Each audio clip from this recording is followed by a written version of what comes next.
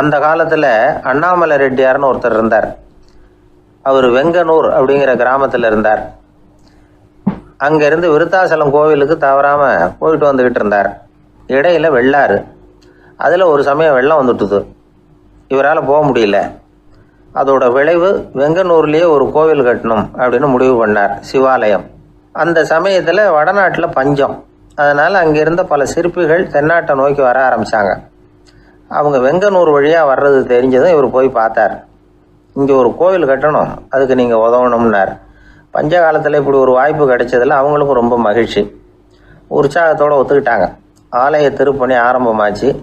அவங்களுக்கு வேண்டிய எல்லா வசதிகளையும் இவர் செஞ்சு கொடுத்தார். அவங்களுக்கு எந்த குறையும் இல்லாமல் பார்த்துக்கிட்டார்.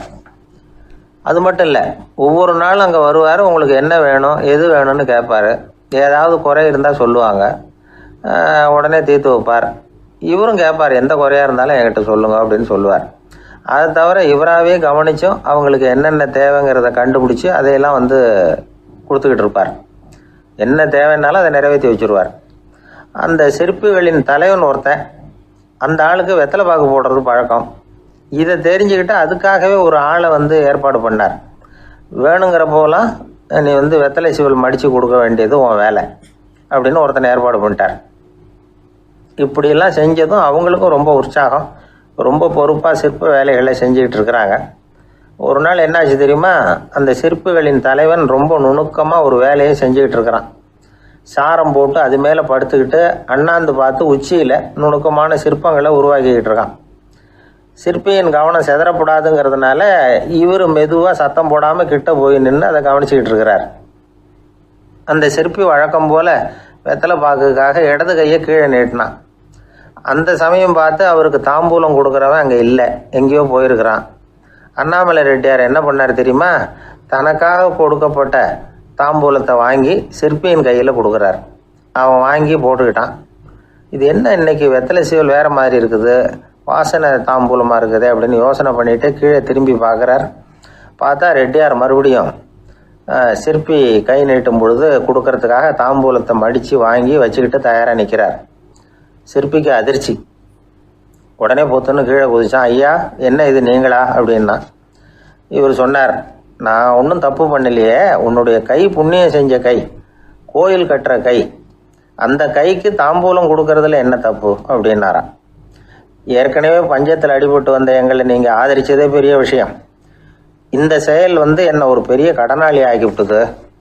ஐயா, எங்களுக்கு உணவு உடை இதை மட்டும் நீங்கள் கொடுத்தா போதும், ஊதியம்னு எதுவும் வாங்க மாட்டோம் அப்படின்னு அந்த சிற்பி எவ்வளோ வற்புறுத்தியும் எதுவும் வாங்கிக்கலையாம்.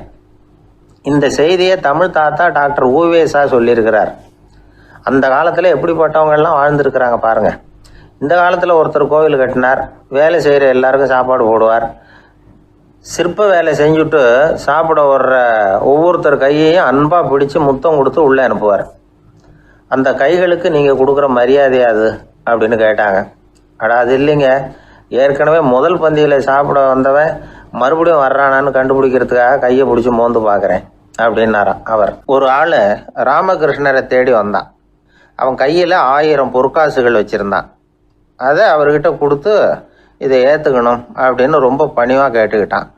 அவர் பார்த்தார், இது எனக்கு தேவையில்லை, ஆனாலும் உன்னுடைய மனசை புண்படுத்துறதுக்கு நான் விரும்பலை, அதனால் நீ கொடுக்குறத வாங்கிக்கிறேன்னார். வாங்கிக்கிட்டார். அப்புறம் கேட்டார், இதை பாரு, இனிமேல் இதெல்லாம் என்னுடைய இது தானே அப்படின்னார். ஆமாம், அதையெல்லாம் நான் உங்களுக்கே கொடுத்துட்டேன்னா அவன். சரி, இப்போ நீ எனக்காக ஒரு காரியம் பண்ணணும்னார்.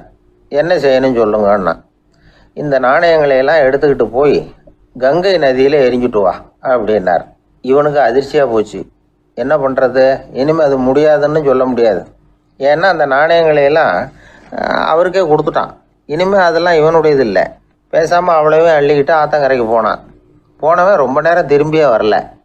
ராமகிருஷ்ணருக்கு சந்தேகம், என்ன ஆச்சு அந்த மனுஷனுக்கு, காசுகளோடு அந்த கங்கையில் குதிச்சுட்டானா, போகும்பொழுதே ஒரு மாதிரியாக தான் போனான், போய் என்னன்னு பார்த்துட்டு வாங்க அப்படின்னார். அங்கே இருந்த ஒருத்தர் ஓடி போய் பார்த்தார். அவர் போய் பார்க்கும்பொழுது அவன் அங்கேயே இருந்தான். அதுக்கப்புறம் அவர் திரும்பி வந்தார். விவரத்தை சொன்னார். அதாவது அவன் கங்கை கரையில் உட்காந்துக்கிட்டு ஒவ்வொரு நாணயமாக 1 2ன்னு எண்ணி வீசிக்கிட்டு இருக்கிறான். அவனை சுற்றி ஒரு கும்பல் நின்றுக்கிட்டு அவனை தடுத்துக்கிட்டு இருக்குது அப்படின்னு விவரத்தை சொன்னார் போயிட்டு வந்தவர். இதை கேட்டதும் ராமகிருஷ்ணரே புறப்பட்டு அங்கே போனாராம். என்ன இப்படி பண்ணிகிட்டு இருக்கிற? நான் உன்னை அந்த நாணயங்களை கங்கையில் வீசி எறிய சொன்னேன், நீ ஏன் அதை எண்ணிக்கிட்டு இருக்கிற அப்படின்னார். பழக்கம்தான் காரணம். நான் ஒவ்வொரு நாளும் ஒவ்வொன்றா சேமித்து வச்சேன். இன்றைக்கி என்கிட்ட நிறைய இருக்குது. உங்களுக்கு ஒரு 1000 நாணயங்களை கொடுக்கணுங்கிறது என்னோட ஆசை அப்படின்னா. இப்போ ராமகிருஷ்ணர் சொன்னார், ஒரே நேரத்தில் எல்லாத்தையும் சம்பாதிச்சிருந்தா நீ எண்ணுறது பொருத்தமாக இருக்கும். எல்லாத்தையும் இழக்கும்போது ஒவ்வொன்றா எண்ணிக்கிட்டு இழக்கிறதுங்கிறது சரியான செயல் இல்லை. அதனால் ஒரே தடவையாக எல்லாத்தையும் தூக்கி எறிஞ்சிடும் அப்படின்னார். இது இழப்பது அப்படிங்கிற ஒரு உயர்ந்த நிலை. இதை நாம் யதார்த்த வாழ்க்கையில் சம்மந்தப்படுத்தி பார்த்து குழப்பிக்கிட்டு இருக்கக்கூடாது. இழக்கிறேன்னு சொல்லிக்கிட்டு இருக்கிற காசையெல்லாம் ஆற்றுலையும் குளத்துலையும் கொண்டு போய் எரிஞ்சிட்டு வாங்க அப்படின்னு உபதேசம் பண்ணுறதாக யாரும் நினச்சிடக்கூடாது. இதில் நாம் புரிஞ்சிக்க வேண்டியது என்னென்னா, எதையாவது ஒன்றை இன்னொருத்தருக்கு கொடுக்கணும் அப்படின்னு விருப்பப்பட்டால் அதை மனப்பூர்வமாக கொடுத்துடணும். கொடுத்துட்டு அதையே நினச்சிக்கிட்டு இருக்கக்கூடாது. நம்மால் ஒருத்தர் ஒரு 100 ரூபா நோட்டை தன்னுடைய நண்பர் ஒருத்தர்கிட்ட கொடுத்து, இது உனக்கு தான் வச்சுக்கோ அப்படின்னார். அவர் பார்த்தார், இது இனிமேல் எனக்கு தானே சொந்தம் அப்படின்னார். ஆமான்னார் அவர். அப்படின்னா எனக்காக நீ ஒரு உதவி செய்யணும்னார். சொல்லுங்கள் செய்கிறேன்னார் அவர்.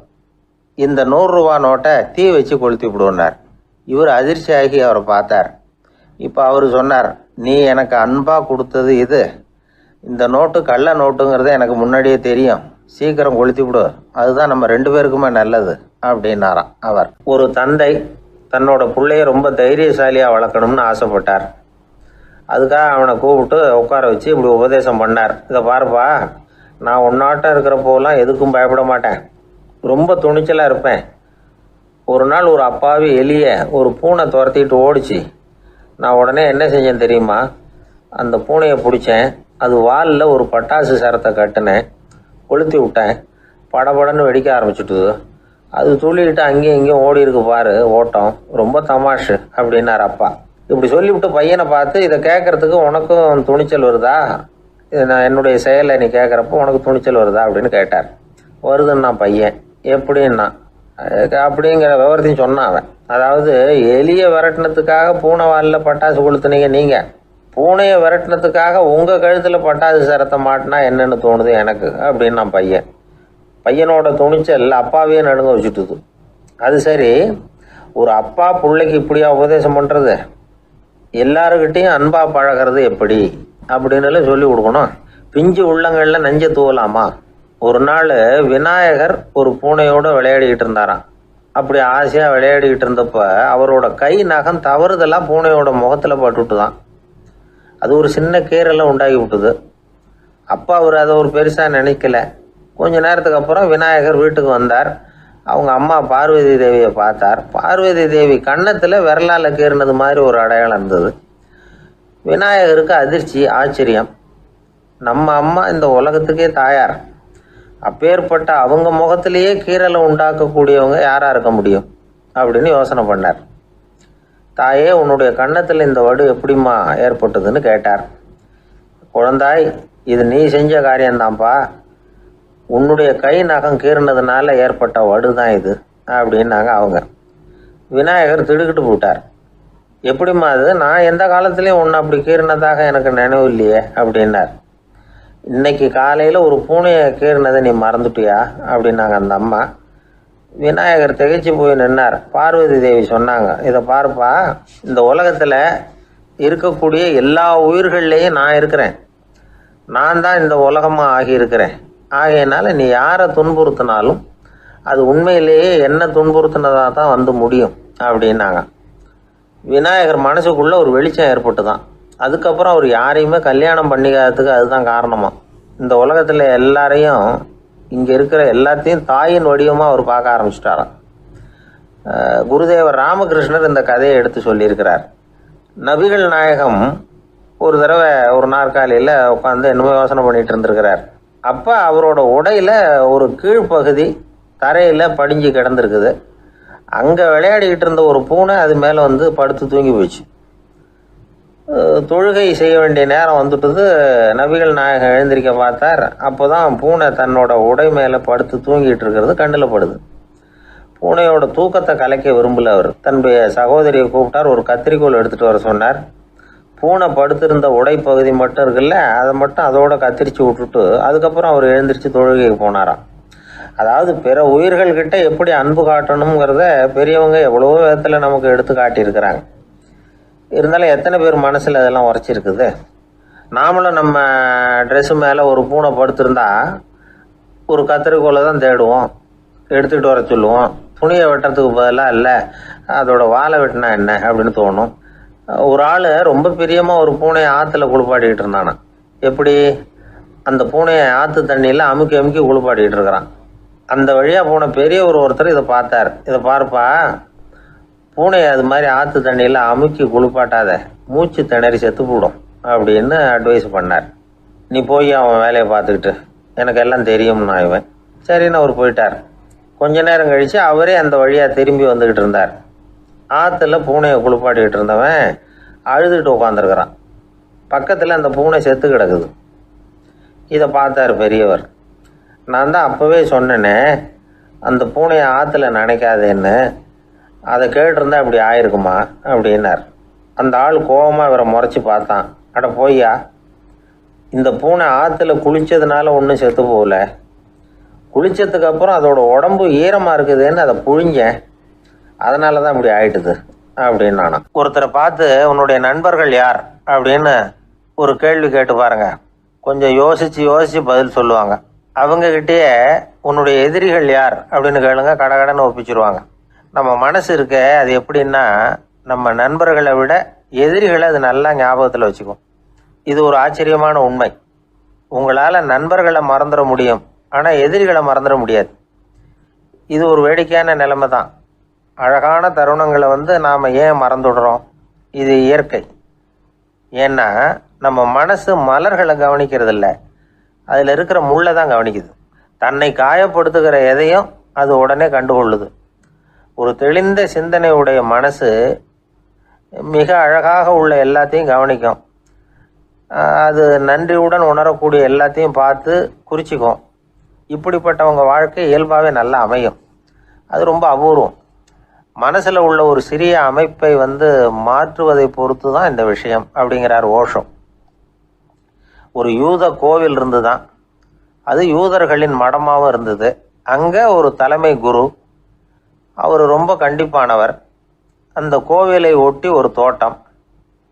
ஒரு நாள் காலையில் அந்த தோட்டத்தில் 2 இளம் யூதர்கள் நடந்து போய்கிட்டு இருக்கிறாங்க. காலையில் 1 மணி நேரம், மாலையில் 1 மணி நேரம் அவங்க அந்த தோட்டத்தில் நடக்கிறதுக்கு அனுமதி உண்டு. மற்ற நேரங்களில் அவங்க மத புத்தகங்களை படிக்கணும், பிற விதிமுறைகளை கடைபிடிக்கணும். அந்த 2 பேருமே தொடர்ந்து புகைப்பிடிக்கிற பழக்கம் உள்ளவங்க. ஆனால் கோவில் மடத்தில் இருக்கிறப்போ அவங்க புகைப்பிடிக்க முடியாது, அது கடுமையான குற்றம். சரி, நாம் தோட்டத்தில் இருக்கிறப்போவாவது புகைப்பிடிக்கலாமா அப்படின்னு ஒரு ஆசை அவங்க 2 பேருக்குமே. இருந்தாலும் பயம். இப்படி கேட்டால் மதகுரு என்ன சொல்லுவாரோ அல்லது என்ன செய்வாரோங்கிற பயம். இப்படியே கொஞ்ச நாள் ஆச்சு. ஒரு நாள் இந்த 2 பேரில் ஒருத்தன் ரொம்ப கலங்கி போய் அந்த கோவிலில் இருந்து வெளியில் வந்துக்கிட்டு இருந்தான். வந்தவன் நேராக தோட்டத்து பக்கம் போனான். அங்கே இன்னொருத்தன் ஆனந்தமாக புகை பிடிச்சிக்கிட்டு இருக்கிறான். அதை பார்த்து தான் இவனுக்கு அதிர்ச்சி. அட கடவுளே, என்ன இது, நீ கேட்காமலே ஆரம்பிச்சிட்டியா அப்படின்னா. இல்லை நான் கேட்டுவிட்டு தான் ஆரம்பிச்சிருக்கேன்னா அவன். அப்படியா, என்ன மனுஷன் இவர், நானும் தான் கேட்டேன், என்ன கண்ணாபுண்ணான்னு திட்டிவிட்டார். இது என்ன கோவிலா இல்லை நரகமா? உனக்கு புகை பிடிக்கணும்னு ஆசையாக இருந்தால் நரகத்துக்கு போகணும்னு சொல்லிவிட்டார். அது சரி, உன்னை மட்டும் எப்படி அனுமதிச்சார் அப்படின்னு கேட்டான் இவன். அவன் சிரிச்சுக்கிட்டே, நீ எப்படி கேட்ட சொல்லு அப்படின்னா. நாம் இந்த தோட்டத்துக்கு வர அனுமதிக்கப்பட்டிருக்கிறதே ஜபத்துக்காகத்தானே, அதனால் நான் ஜபம் சொல்லும் பொழுது புகை பிடிக்கலாமா அப்படின்னு கேட்டேன். அதுக்கு தான் அவர் சத்தம் போட்டு என்னை அடிக்கவே வந்துட்டார் அப்படின்னா இவன். நீ ஒரு மாதிரியாக கேட்டிருக்க, நான் வேறு மாதிரியாக கேட்டிருக்கிறேன். ஜெபம் சொல்லும்போது புகை பிடிக்கலாமான்னு நீ கேட்டிருக்க. ஐயா, புகை பிடிக்கும் பொழுது ஜெபிக்கலாமா அப்படின்னு நான் கேட்டேன். அதில் தப்பு ஒன்றும் இல்லை அப்படின்னு பதில் சொல்லிட்டார் அப்படின்னா. ஒரு சிறிய மாற்றம்தான் அது மிகப்பெரிய மாறுதலை ஏற்படுத்தி விட்டது. மனசு நல்ல விதமாக சிந்திக்க ஆரம்பிச்சுட்டுதுன்னா மகிழ்ச்சிக்கு பஞ்சம் இல்லை. ஒரு கஞ்சன் ஆற்றுல விழுந்துட்டான். வெள்ளத்தில் தத்தளிச்சுக்கிட்டு இருக்கிறான். கரையில் நின்ன ஒருத்தர் உன் கையை கொண்டா இப்படி பிடிச்சி இழுத்து கரையில் சேர்த்து விடுறேன்னார்.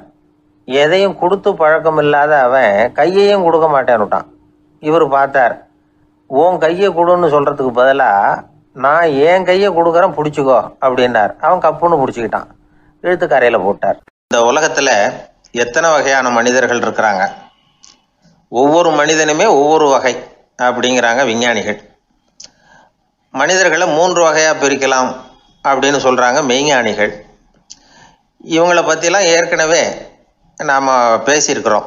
இப்போ டாக்டர் எட்வர்டு பேட்ச் அப்படிங்கிற நிபுணர் என்ன சொல்கிறார் தெரியுமா? மனிதர்களை 7 வகையாக பிரிக்கலாம்ங்கிறார். மனிதர்களின் மனநிலை அடிப்படையில் அவங்கள 7 விதமாக வகைப்படுத்துகிறார் அவர். சரி, அது என்ன 7 வகை? முதல் வகை என்னன்னா பயந்த குணம் உள்ளவங்க.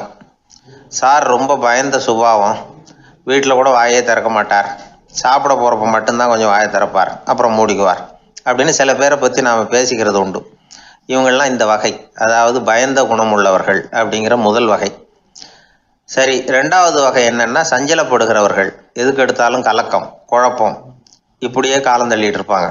பல பேர் பார்த்துருப்பீங்க, அவங்கெல்லாம் இந்த வகை. 3வது வகை என்னன்னா யதார்த்த உலகை மறந்து கற்பனை உலகத்திலேயே மிதக்கிறவங்க.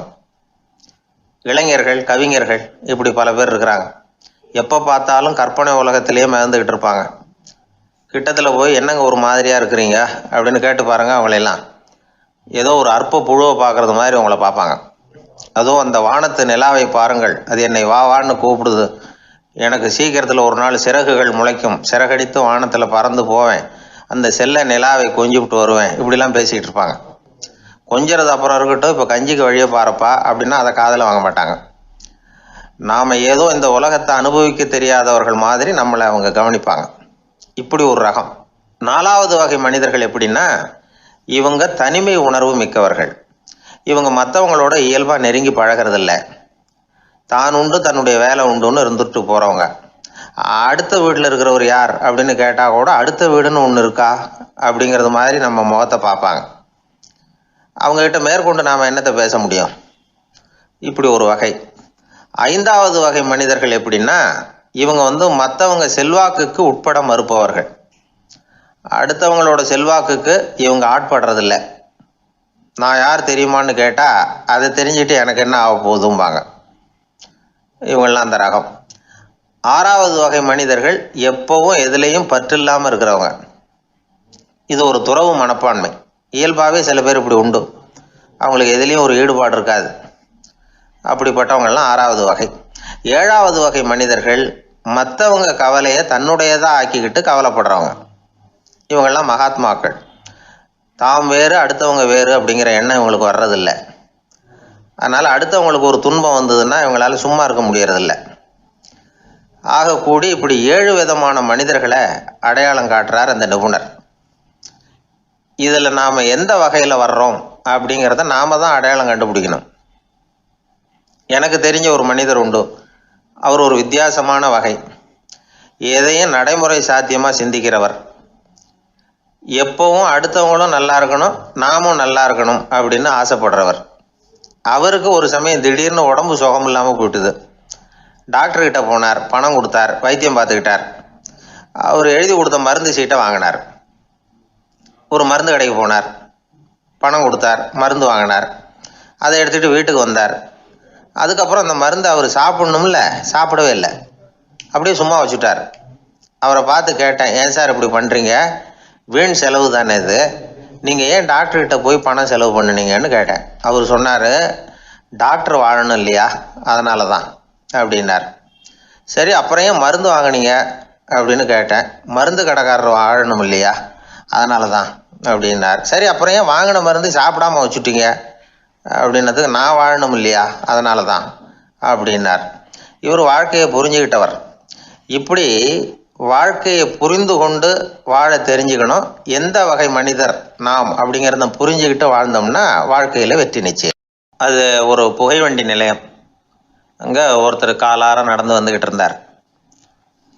அவர் தன்னுடைய வீட்டில் உட்காந்து ரொம்ப நேரம் எழுதுவார். எழுதுகிற நேரம் போக மற்ற நேரங்களில் தம்முடைய சொந்த வயல்களில் வேலை பார்ப்பார். அது முடிஞ்சதை என்ன பண்ணுவார்னா பக்கத்தில் இருக்கிற புகை வண்டி நிலையத்துக்கு போவார். அங்கே கொஞ்ச நேரம் அப்படியே காலார நடந்து வருவார். இது அவருடைய அன்றாட வழக்கம். அன்னைக்கு அது மாதிரி தான் அவர் நடந்து வந்துக்கிட்டு இருக்கிறார். அந்த சமயத்தில் அங்கே நடைமேடையில் ஒரு அம்மையார் நின்றுட்டு இருக்கிறாங்க. இவரை கண்டதும் கையை தட்டி கூப்பிட்டாங்க. இங்கே கொஞ்சம் வர முடியுமா அப்படின்னாங்க. இவர் போனார். என்னங்கன்னு விசாரித்தார். அந்த அம்மையார் விவரம் சொன்னார். ஐயா, நானும் என்னுடைய வீட்டுக்காரரும் இங்கே வந்தோம். அதுவும் நிற்கிதே, அந்த ரயிலில் ஏறி ஊருக்கு போகணும். என்னுடைய வீட்டுக்காரரு அதுவும் அந்த உணவு விடுதிக்கு போயிருக்கார், இன்னும் வரல. அவர் வர்றதுக்குள்ளே ரயில் புறப்பட்டுரும் போல இருக்கு. நீங்கள் ஓடி போய் அவரை அழைச்சிக்கிட்டு வர முடியுமா அப்படின்னு கேட்டாங்க. சரின்னார் இவர். உடனே அந்த அம்மா தன்னுடைய கணவர் எப்படி இருப்பார் அப்படிங்கிற அடையாளங்களை கொஞ்சம் சொல்லி அனுப்புனாங்க. போய் தேடிக்கிட்டு இருக்க வேண்டாமேங்கிறதுக்காக. பார்க்குறதுக்கு இப்படி இருப்பார், இந்த மாதிரி ஆடை அணிஞ்சிருப்பார் அப்படின்னு விவரமாக சொன்னாங்க. அதை இவர் கவனமாக கேட்டுக்கிட்டார். நீங்கள் போய் அழைச்சிட்டு வாங்க, வந்த உடனே உங்களுக்கு உண்டான கூலியையும் கையோடு கொடுத்து விட்றேன் அப்படின்னாங்க அந்த அம்மா. இவர் போனார். அந்த அம்மா சொன்ன அடையாளங்களை வச்சு அவர் வீட்டுக்காரரை கையோட கூட்டிகிட்டு வந்துட்டார். கொண்டுட்டு வந்து அந்த அம்மா கிட்ட ஒப்படைச்சார். உடனே அவரும் ஏற்கனவே சொன்ன பிரகாரம் அவருக்கான கூலி பணத்தையும் கொடுத்தாங்க. அவரும் எதுவும் மறுப்பு சொல்லாமல் அதை வாங்கிக்கிட்டார். வாங்கிக்கிட்டு திரும்பினார். அந்த சமயத்தில் எதிரில் வந்த ஒருத்தர் அவர் அடையாளம் கண்டுபிடிச்சிக்கிட்டார். அவங்க ரெண்டு பேரும் பேசிக்கிறது இவங்க காதில் விழுந்தது. அப்போ தான் இவங்களுக்கு அது புரிஞ்சுது. இவங்கக்கிட்ட கூலி வாங்கினவர் யாருன்னா அவர் தான் பேரறிஞர் லியோ டால்ஸ்டாய் அப்படிங்கிறது புரிஞ்சுது. அவங்க ரெண்டு பேரும் பேசிக்கிறத வச்சு ரஷ்ய நாட்டின் மிகப்பெரிய ஞானி லியோ டால்ஸ்டாய், சோவியத் நாட்டின் ஈடு இணையற்ற இலக்கிய மேதை. இது தெரிஞ்ச உடனே அந்த அம்மா அவர்கிட்ட ஓடினாங்க. ஐயா, உங்களுக்காக நான் கூலி கொடுத்தேன், நான் பெரிய தவறு பண்ணிவிட்டேன் அப்படின்னு சொல்லி வருத்தப்பட்டாங்க. பரவாயில்ல, ஆனால் நீங்கள் எனக்கு கொடுத்த கூலி பணத்தை நான் திருப்பி கொடுக்க மாட்டேன். ஏன் தெரியுமா? அது நான் உழைச்சி பெற்ற தொகை அப்படின்னார். யாருக்குமே அதிக மகிழ்ச்சியை தரக்கூடிய பணம் எதுன்னு கேட்டால் அது அவங்க உழைப்புக்கு ஊதியமாக கிடைக்கிற பணம் தான். நம்ம ஆட்கள் சில பேருக்கு உழைக்காமல் கிடைக்கிற தீய வழியில் வருகிற பணம் கூட மகிழ்ச்சியை கொடுக்கும். ஒரு பெரிய தொழிற்சாலை, அதோட முதலாளி கடுமையான ஒரு கட்டுப்பாடு விதிச்சிருந்தார். அது என்ன கட்டுப்பாடுன்னா, இந்த தொழிற்சாலைக்கு உள்ள யாரும் சிகரெட்டு பிடிக்கக்கூடாது அப்படிங்கிறது தான். ஒரு நாள் இந்த முதலாளி தன்னுடைய தொழிற்சாலையை சுற்றி பார்த்துக்கிட்டு வரார். அப்போது ஒரு இளைஞன் உள்ள சிகரெட்டு பிடிச்சிக்கிட்டு இருந்தான். அதை பார்த்து விடுறார். அவ்வளவுதான், அவருக்கு கோபம் வந்துட்டுது. உடனே உதவியாளரை கூப்பிட்டார். அதோ பாரு, அந்த சிகரெட்டு பிடிச்சிக்கிட்டு இருக்கிறானே, அவன் கணக்கை முடித்து வெளியில் அனுப்பி வச்சிரு அப்படின்னு உத்தரவு போட்டார். அது பிரகாரம் உடனே அவனை அழைச்சிட்டு போய் கணக்கு பார்த்து சம்பள பாக்கி அப்புறம் உதவித்தொகை எல்லாத்தையும் மொத்தமாக கையில் கொடுத்து வெளியில் அனுப்பி வச்சுட்டாங்க. அவன் பணத்தோடு வெளியில் வந்தான். ஏதோ யோசனை பண்ணபடியே நின்றுக்கிட்டு இருந்தான். அவன் என்னப்பா யோசிக்கிற அப்படின்னாரு எதிரில் வந்தவர். இவன் சொன்னான், ஒன்றும் இல்லை, என்னோட நண்பன் ஒருத்தனை பார்க்கறதுக்காக உள்ளே போனேன். பேர் என்னன்னு கேட்டுவிட்டு ஒரு 50,000 ரூபா பணத்தையும் கொடுத்து வெளியில் அனுப்பி வச்சுட்டாங்க. அதுதான் ஏன்னு புரியல, யோசனை பண்ணிகிட்டு இருக்கிறேன் அப்படின்னு நானாக்குவேன். அதனால் நாம் உழைச்சி சம்பாதிக்கிற பணம் தான் உயர்வு, சும்மா வர்ற பணம்லாம் மகிழ்ச்சியை தராது அப்படிங்கிறத புரிஞ்சுக்கணும். அப்பேற்பட்ட ஞானி ரஷ்ய மேதை அவர் பாருங்க, அந்த பணத்தை வாங்கின பணத்தை திருப்பி கொடுக்க மாட்டேன்னு விட்டார். ஏன்னா அது உழைத்து பெற்ற தொகை, அதை நான் கொடுக்க மாட்டேன்னார். அதனால் நமக்கு செல்வம் சேர்க்கறது பெருசு இல்லை, அந்த சேருகிற செல்வம் நமக்கு மகிழ்ச்சியை கொடுக்கணும். அதுக்கு என்ன வழின்னா, நாம் உழைத்து சம்பாதிக்கணும் அப்படிங்கிறத அதிலிருந்து புரிஞ்சிக்க வேண்டியது ரொம்ப அவசியம். அதனால் உழைப்போம் உயர்வோம், இதுதான் வெற்றியின் ரகசியம். ஒரு ஆள் அசையாமல் கிடக்கிறார், அவர் இருக்காரா போயிட்டாராங்கிறத எப்படி முடிவு பண்ணுறோம்? அவர் மூக்குக்கு முன்னாடி புறங்கையை வச்சு பார்க்குறோம், மூச்சு வருதா இல்லையா அப்படிங்கிறத கண்டுபிடிக்கிறதுக்காக. மூச்சுங்கிறது அவ்வளவு முக்கியமான ஒரு விஷயம். சுவாசம் இல்லைன்னா எதுவுமே இல்லை. நம்ம பூமி இருக்க அது கூட சுவாசிக்குதுங்கிறத சோவியத் விஞ்ஞானிகள் கண்டுபிடிச்சிருக்கிறாங்க. பூமிக்கு மேலே இருக்கிற மண் அடுக்கில் காற்றில் உள்ள ஆக்சிஜன் ஆக்சிகரணம் அடையுது அப்படின்னு தான் இது வரைக்கும் எல்லாரும் நம்பிக்கிட்டு இருந்தாங்க. ஆனால் இப்போ என்ன கண்டுபிடிச்சிருக்கிறாங்கன்னா, அந்த ஆக்சிஜன் பூமிக்குள்ளே 1 கிலோமீட்டர் ஆழம் வரைக்கும் ஊடுருவி போகுதான். பூமிக்குள்ளே 2 பக்கமும் பல கிலோமீட்டர் வரைக்கும் பரவுதான். பூமிக்குள்ளே இருக்கிற நீர்நிலை அடுக்குகள் தான் நுரையீரல் செய்கிற வேலையை செய்யுதான். நம்ம உடம்புல நுரையீரல் இல்லைன்னா ஒன்றும் நடக்காது. ஒரு மரத்தை தலைகீழாக தொங்க போட்டால் எப்படி இருக்கும் அப்படி யோசிச்சு பாருங்கள். அப்படி தான் இதுவும் நுரையீரலும் அப்படி தான் இருக்கும். வலது பக்கம் ஒன்று, இடது பக்கம் ஒன்று. வலது பக்கம் நுரையீரல் கொஞ்சம் பெருசாக இருக்கும். நுட்பமான நரம்பு குழாய்கள் அதில் இருக்கும். கோடிக்கணக்கான நுண்ணிய குழாய்களை வச்சுக்கிட்டு தான் அது வேலை செய்யுது. 25 கோடி குழாய்கள் இருக்கும். அதை அப்படியே முழுசாக பிரித்து பரப்புனா ஒரு டென்னிஸ் கோர்ட்டில் பாதி பரப்பளவு இருக்குமா. நுரையீரல் நிறம் கருஞ்சிவப்பு தான். புகை அதிகமாக உள்ளே போச்சுன்னா அது கருப்பாயிடுது. காற்றுல உள்ள பிராணவாயுவை இது இழுத்து எடுத்துக்கிட்டு ரத்தத்தை சுத்தப்படுத்துகிற முக்கியமான வேலையை இது செய்யுது. அசுத்த காற்றை வெளியில் அனுப்பி வச்சுருது. ஒருத்தர் வேகமாக ஓடி வர்றார், அவருக்கு மூச்சு இறைக்கும். பயங்கரமாக எதையாவது பார்த்து விடுறார், உடனே மூர்ச்சி ஆகிடுவார். இது மாதிரி சமயங்களில் வேறு எந்த தூண்டுதலும் இல்லாமல் நுரையீரல் தானாகவே இயங்கும். இப்படி ஒரு அவசியம் ஏற்படுறப்போ இயக்கத்தை தூண்டி விடுற முக்கியமான இணைப்பு மூளைக்கு கீழே முதுகு எலும்புக்கு மேற்பகுதியில் இருக்குது. அது உடனே சுவாசத்துக்கு அவசர உதவியை கொடுக்குது. இப்போ ஒருத்தர் பேசாமல் உட்காந்துருக்கார். இந்த சமயத்தில் அவருக்கு 1 பங்கு காற்று தேவைப்படுதுன்னு வச்சுக்கோங்க. அவர் எழுந்திரிச்சு நடக்கும் பொழுது 1.5 மடங்கு தேவைப்படும். ஓடினார்னா 3 மடங்கு தேவைப்படும். படுத்துருக்கிறப்ப 1/2 மடங்கு தான் தேவைப்படும். இதுக்கு நிமிஷத்துக்கு 16 தடவை மூச்சு விட்டாகணும். இப்படி சாதாரணமாக உள்ளே இழுக்கிற காற்று கொஞ்சம்தான் இருந்தாலும் இது மாதிரி 8 மடங்கு காற்றை உள்ளே இழுத்து வச்சுக்கிற சாமர்த்தியம் நுரையீரலுக்கு இருக்குதான். தண்ணி, நுண்கிருமிகள், ரசாயன பொருள் இப்படி எது உள்ளே போனாலும் நுரையீரல் சமாளிச்சுக்கும். 30 வருஷமாக விடாத புகை பிடிக்கிறவர் தொடர்ந்து உள்ளே அனுப்பி வைக்கிற புகையை கூட சமாளிக்குதுன்னா பார்த்துங்களேன். உள்ளே போகிற புகை நுட்பமான சுவாச முடிச்சுகளை அழிச்சு விடுது. கறி புகை அது மேலே படிஞ்சு உபயோகம் இல்லாமல் பண்ணிவிடுது. ஆனாலும் தேவைக்கு அதிகமாக 8 மடங்கு கூடுதலாக சுவாச முடிச்சுகள் நம்ம உடம்புக்குள்ளே இருக்கிறதுனால சமாளிக்க முடியுது. சமாளிக்க முடியலன்னா சில சமயம் மூச்சு திணறும். அதை ஒரு எச்சரிக்கையாக எடுத்துக்கிட்டு புகை பிடிக்கிற பழக்கத்தை விட்டுடணும். அதுதான் நல்லது. ஆனால் அப்படி யார் விடுறது? இணை பிரியாத 2 நண்பர்கள் இருந்தாங்களாம். 2 பேரும் விடாமல் சிகரெட்டு குடிக்கிறவங்க. அதில் ஒருத்தன் செத்து போட்டான். இன்னொருத்தன் அதுக்கப்புறம் 2 சிகரெட்டாக குடிக்க ஆரம்பித்தானா. ஏன் இப்படி பண்ணுறேன்னு கேட்டிருக்காங்க. நான் 1 சிகரெட்டு தான் குடிக்கிறேன். செத்து போன என்னுடைய ஃப்ரெண்டு இருக்கானே, செத்து போனவன், அவனுக்காக இன்னொரு சிகரெட்டு குடிக்கிறேன் அப்படின்னு நானா. இது ரொம்ப ஆபத்து, விட்டுடு அப்படின்னு சொல்லியிருக்காங்க. சரின்னு ஒத்துக்கிட்டான். ஆனால் அதுக்கப்புறமும் 1 சிகரெட் வீதமாக குடிச்சிக்கிட்டே இருந்தான். சிகரெட்டு பழக்கத்தை நீ இன்னும் விடலையான்னு கேட்டாங்களாம். அந்த பழக்கத்தை நான் எப்போவோ விட்டுட்டேன், இப்போ நான் குடிக்கிறது என் ஃப்ரெண்டுக்காக அப்படின்னு நானா. இவங்கெல்லாம் எப்படி திருந்துறது? வாய் விட்டு சிரிச்சா நோய் விட்டு போகும் அப்படின்னு சொல்கிறது உண்டு. அது என்ன வெறும் அலங்காரத்துக்காக சொன்ன வார்த்தையா, இல்லை அர்த்தத்தோடு சொன்ன வார்த்தையா அப்படின்னு யோசிச்சா அதில் நிஜமாகவே அர்த்தம் இருக்குதுன்னு தான் தெரியுது. ஆதாரபூர்வமாக அதுக்கு சில நிரூபணங்களும் இருக்குது. நார்மன் கசின்ஸ் அப்படின்னு ஒருத்தர் இருந்தார். அவர் ஒரு அமெரிக்க பத்திரிகை ஆசிரியர். அவருக்கு ஏதோ ஒரு விதமான அழற்சி நோய், இன்ஃப்ளமேஷன் டிசீஸ். அது டாக்டர்கள்லாம் அதுக்கு என்ன விதமான வைத்தியமும் கிடையாது அப்படின்னு சொல்லி பல இதெல்லாம் பார்த்துட்டு கடைசியாக சொல்லிவிட்டாங்க அதுக்கு வைத்தியமே இல்லைன்ட்டாங்க. டாக்டர்கள் தான் சொல்லிவிட்டாங்களே, அதனால் இது இப்படியே இருந்துட்டு போகட்டும் அப்படின்னு விட்டுற வேண்டியது தானே. ஆனால் அவர் அப்படி நினைக்கல.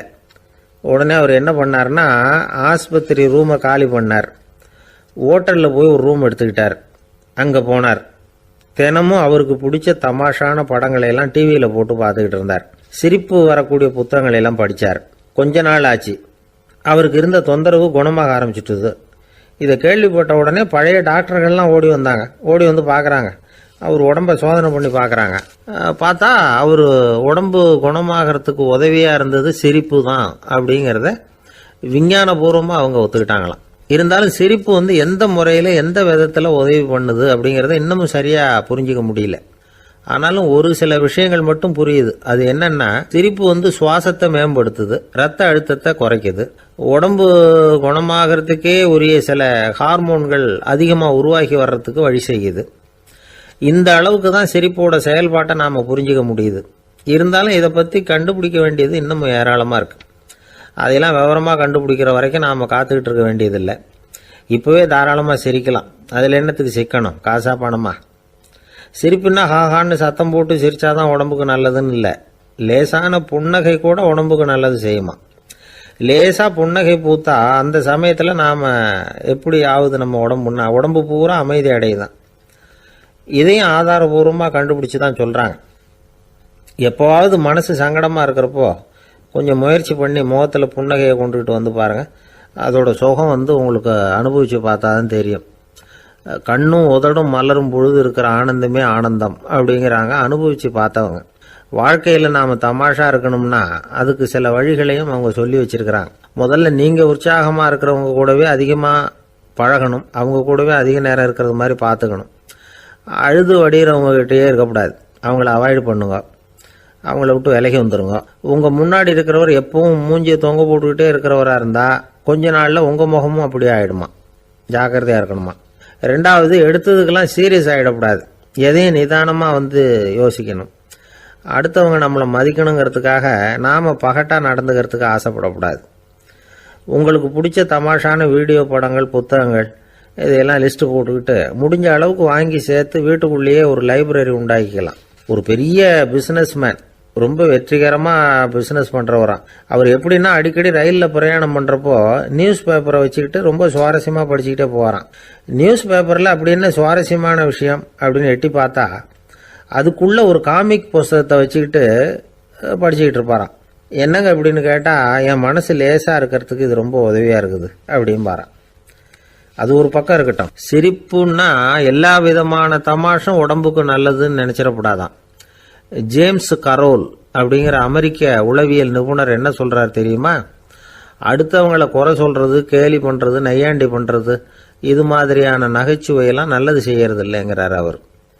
அடுத்தவங்களை தொந்தரவு பண்ணாத ஜோக்குகள் தான் எப்பவும் நல்லது. யாராவது ஜோக்கு சொன்னால் தாராளமாக சிரிக்கணும். ஒருத்தர் வந்தார், இன்னொருத்தரை கூட அழைச்சிக்கிட்டு என்கிட்ட காட்டினார். அவர் தன்னுடைய முகத்தை ரொம்ப சீரியஸாக வச்சுக்கிட்டு இருந்தார். என்னங்க விஷயம் அப்படின்னு விசாரித்தோம். வந்தவர் எங்களை பார்த்து சொன்னார், சார், இவர் கூட ஒரு பெரிய ப்ராப்ளம்னார். என்னன்னு, ஏதாவது ஒரு ஜோக்கு சொன்னால் உடனே சத்தம் போட்டு சிரிக்க ஆரம்பிச்சுடுறார் சார் அப்படின்னார். ஜோக்கை கேட்டுட்டு சிரிக்க ஆரம்பித்தா அது ப்ராப்ளம் இல்லையே அப்படின்னு சொன்னோம். சிரிக்க ஆரம்பிக்கிறது ப்ராப்ளம் இல்லை சார், ஆனால் அப்படி ஆரம்பிக்கிற சிரிப்பை அதுக்கப்புறம் நிறுத்தவே மாட்டேங்கிறார். நாள் கணக்கில் அது பாட்டுக்கு போயிட்டு இருக்கு, அதுதான் ப்ராப்ளம் அப்படின்னார் அவர்.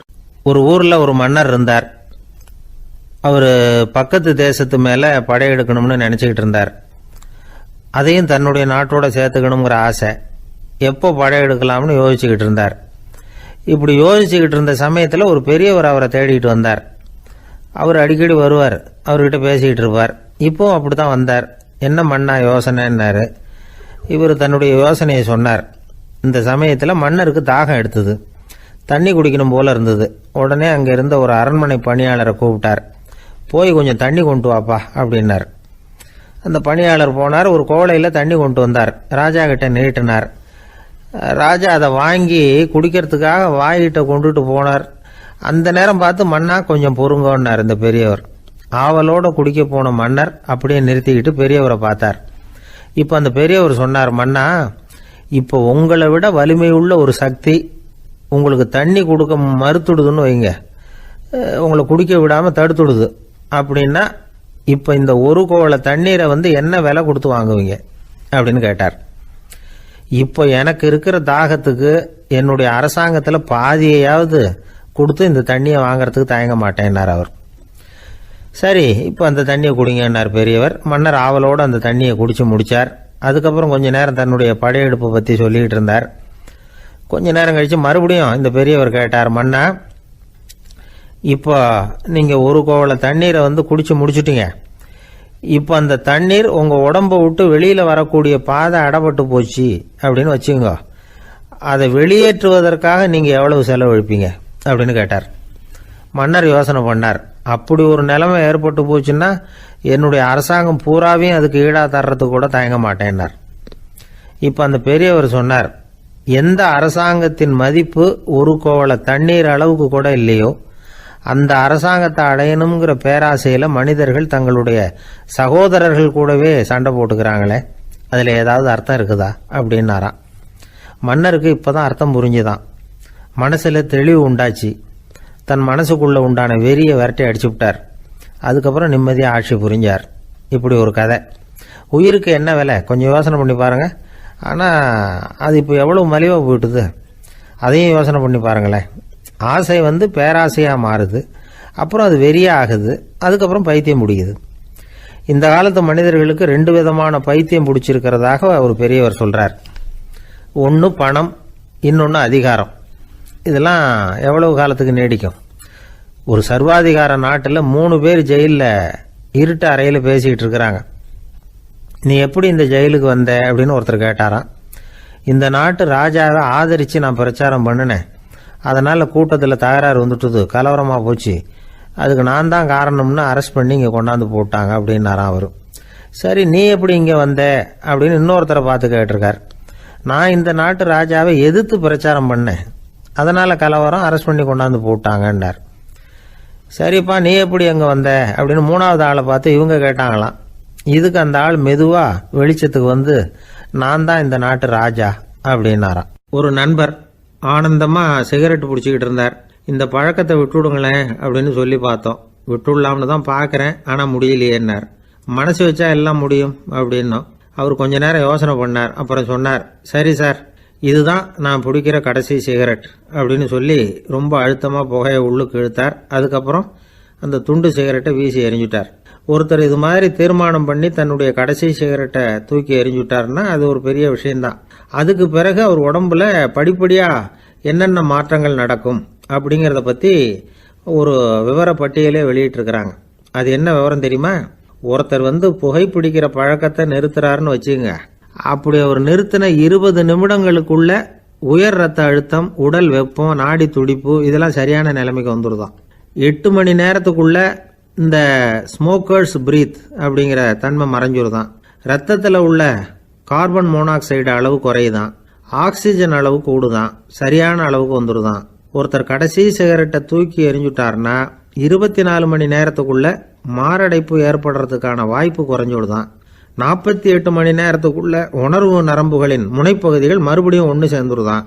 அதனால நாக்கு சுவை உணர்வு, மூக்கின் முகரும் சக்தி இதெல்லாம் மேம்படுதான், நல்ல நிலைமைக்கு வந்துடுதான். சிகரெட்டை நிறுத்தின 3 நாளுக்குள்ள மூச்சு விடுறது சுலபமாயிடுதான். இப்படி அவங்க பட்டியல் நிறைய சொல்றாங்க. 2 அல்லது 3 மாசத்துக்குள்ள என்ன ஆகும் தெரியுமா? ரத்த ஓட்டம் மேம்படுது, நடக்கிறது சுலபமாயிடுது. நுரையீரல் கொள்ளளவு 30% அதிகரிக்குது. 1லிருந்து 9 மாசத்துக்குள்ள சுவாச குறைபாடுகள் நீங்குது. நுரையீரலில் இருக்கக்கூடிய இந்த அசுத்தம் வடிகட்டும் திசுக்கள் சரியா வேலை செய்ய ஆரம்பிச்சிருது. 1 வருஷத்துக்குள்ள இந்த இதய அழுத்த நோய்க்கான வாய்ப்பு பாதியாக குறைஞ்சிருது. இந்த சிகரெட்டை நிறுத்தின 5 வருஷத்துக்குள்ள ஒரு நாளைக்கு 1 பாக்கெட் சிகரெட் பிடிக்கிறவர்களில் நுரையீரல் புற்றுநோயினால சாகிறவர்கள் எண்ணிக்கை பாதியாக குறைஞ்சிருது. புற்றுநோய் செல்கள் சீரமைக்கப்படுது. ஆக ஒருத்தர் புகைக்கிறத விட்டுணும்னு தீர்மானம் பண்ணி தன் கையில் இருக்கிற சிகரெட்டை இதுதான் கடைசின்னு சொல்லி தூக்கி எறிஞ்சுட்டா அதுக்கப்புறம் படிப்படியாக இவ்வளவு நன்மைகளும் மாற்றங்களும் ஏற்படுறதாக இந்த அமெரிக்கன் கேன்சர் சொசைட்டி தெரிவிச்சிருக்குது. அதனால புகைப்பழக்கம் உள்ளவங்க இதெல்லாம் கொஞ்சம் யோசிச்சு பார்த்து அந்த பழக்கத்தை விட்டு விடுறது ரொம்ப நல்லது. ஆனால் அதையெல்லாம் நாம் சொன்னால் யாரு கேட்குறாங்க?